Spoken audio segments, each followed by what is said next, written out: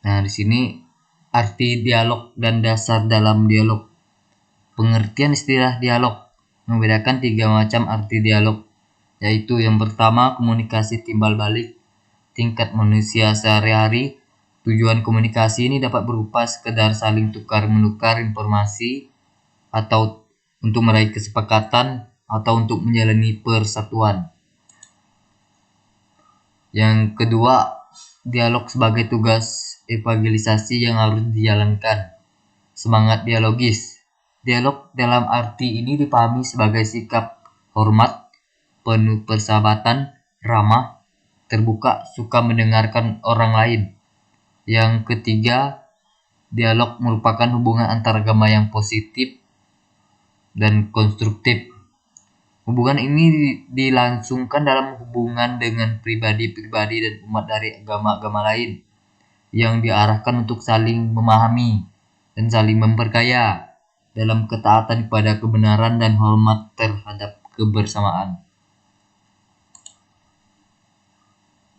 Nah, sini dialog dalam arti ketiga inilah yang dimaksud gereja dalam dokumen-dokumennya tentang dialog. Dialog yang sebenarnya dijalankan dalam lingkungan kebenaran dan kebebasan. Sebab dialog yang sejati tidak hanya memajukan kerjasama dan sikap terbuka, melainkan juga memurnikan dan mendorong untuk menganggapi kebenaran dan kehidupan, kesucian, keadilan, kasih dan perdamaian, serta aneka dimensi dari kerajaan Allah. Dialog hanya terjadi apabila didasarkan pada saling percaya. Setiap pribadi yang terlibat dalam dialog harus sekurang-kurangnya mengambil sikap kritis terhadap 2 hal, yaitu dirinya sendiri, gagasan-gagasannya, dan tradisi religius yang diyakininya. Masing-masing partisipan harus berusaha mengalami agama atau tradisi agama rekan dialognya dari dalam. Nah, di sini maksud sikap kritis ini adalah sikap peka terhadap peristiwa yang terjadi di sekitar lingkungan, memiliki pandangan yang luas terhadap masalah tertentu dan berpikir secara logis. Di sini saya akan menjelaskan tentang bentuk dialog. Bentuk-bentuk dialog yang dapat dikembangkan. Ada berbagai bentuk dialog antar umat beragama yang dapat dikembangkan, antara lain A. Dialog kehidupan beragama, B. Dialog karya, C. Dialog pandangan teologis, dan D. Dialog pengalaman iman. A. Dialog kehidupan beragama. Dialog kehidupan beragama adalah dialog antar 2 penganut agama atau lebih dari 2 penganut agama yang saling mengekspresikan iman mereka. Untuk itu, butuh iman yang mendalam untuk berdialog antar umat beragama supaya kedua agama atau lebih dari 2 agama tersebut dapat saling berinteraksi dan saling menghargai satu sama lain. Hal ini dilakukan supaya agama-agama yang ada di Indonesia ini tidak mudah untuk diadu domba oleh pihak manapun. Oke. B. Dialog karya. Yang dimaksudkan dengan dialog karya adalah seluruh umat beragama yang saling bekerja sama untuk mengatasi suatu masalah tanpa memandang agama mereka.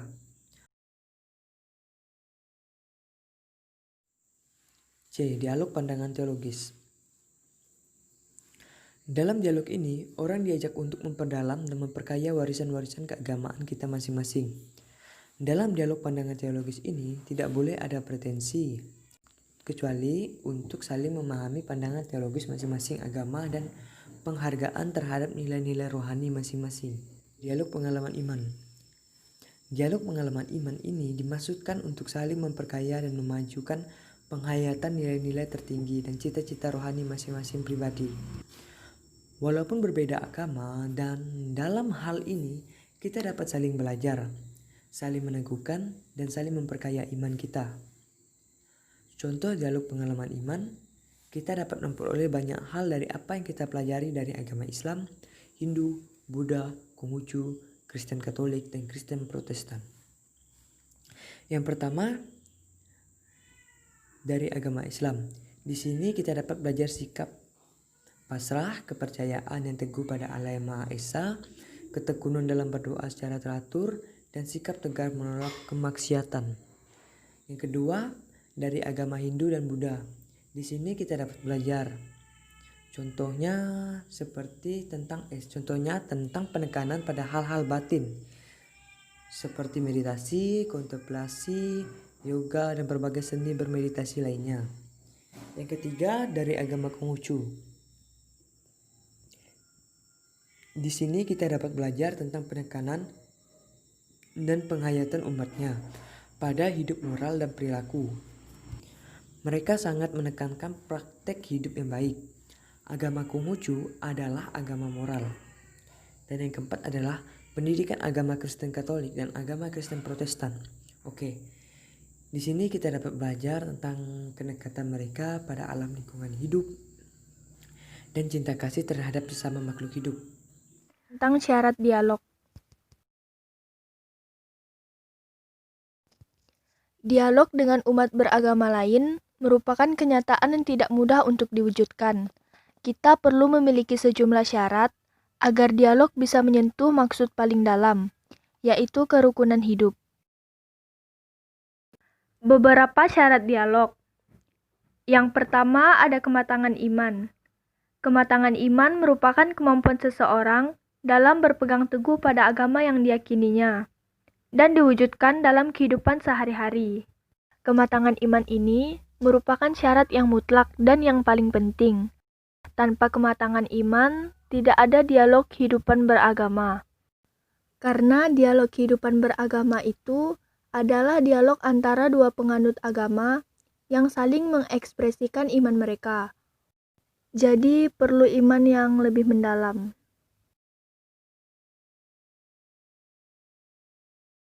Yang kedua ada keterbukaan. Masing-masing orang dengan terbuka mendengarkan kebenaran-kebenaran iman dari pihak lain, seraya menyampaikan kebenaran-kebenaran yang diyakininya dengan terbuka. Yang ketiga ada toleransi. Toleransi berarti suatu sikap saling menghormati dan menghargai antar penganut agama lain. Sikap toleransi ini dapat menghindarkan kita dari terjadinya diskriminasi, walaupun terdapat berbagai agama dalam masyarakat. Yang keempat ada kerendahan hati. Kerendahan hati berarti berani memberi tempat, kesediaan menghormati dan menghargai agama lain, dan tidak menyombongkan agama sendiri. Dengan rendah hati bukan berarti kita mengalah, tetapi sebuah kerelaan mengakui keberadaan agama lain dan tidak menganggap agama sendiri satu-satunya hal yang paling penting. Yang kelima, mau belajar dan menerima perbedaan. Kelemahan mendasar orang adalah tidak mau untuk mempelajari agama lain. Bahkan beberapa orang berpendapat bahwa mempelajari agama lain itu adalah hal yang tabu dan membahayakan iman kita sendiri. Kelemahan mendasar lain adalah tidak mau menerima perbedaan. Padahal pada dasarnya, setiap manusia itu tidak sama, tetapi berbeda satu dengan yang lain. Perbedaan keyakinan adalah hal yang harus diakui dan diterima. Kelemahan-kelemahan ini membuat seseorang menjadi intoleran dan menghalalkan kekerasan kepada mereka yang berbeda. Yang keenam, mengarah pada persaudaraan. Dialog harus mengarahkan setiap orang untuk menjalin semangat persaudaraan sejati yang terungkap ke dalam kehidupan sehari-hari. Saya membahas tentang hambatan dan kesulitan berdialog. Hambatan dan kesulitan berdialog yang pertama yaitu merasa diri cukup atau paling sempurna sehingga memunculkan sikap defensif dan agresif.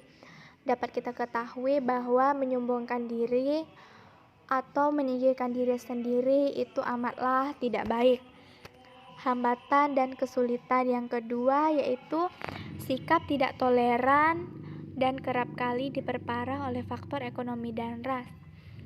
Seharusnya kita bersikap toleran kepada siapa saja, kepada masyarakat mana saja, tanpa membedakan agama, suku, dan lain sebagainya. Yang ketiga yaitu kurangnya pengetahuan dan pemahaman tentang agama-agama lain secara benar. Pada umumnya, semua agama mengajarkan kita tentang bagaimana berbuat baik, tentang bagaimana menghargai satu sama lain, bagaimana bertingkah laku, bagaimana berbuat sopan kepada orang lain. Sikap gereja dalam berdialog. Agama sangat berperan penting dalam kehidupan untuk menata nilai manusia. Agama pula menjadi kebutuhan rohani atau sebagai spiritual bagi manusia dan sang pencipta. Setiap agama mengajarkan hal yang baik dalam kehidupan dan tidak mengajarkan hal yang buruk. Setiap agama menyampaikan adanya saling kerukunan dan kedamaian. Tapi sekarang sering terjadinya konflik, apalagi negara Indonesia, yang mana agama selalu dibawa demi kepentingan pribadi. Identitas agama akhirnya muncul destruktif in group dan out group.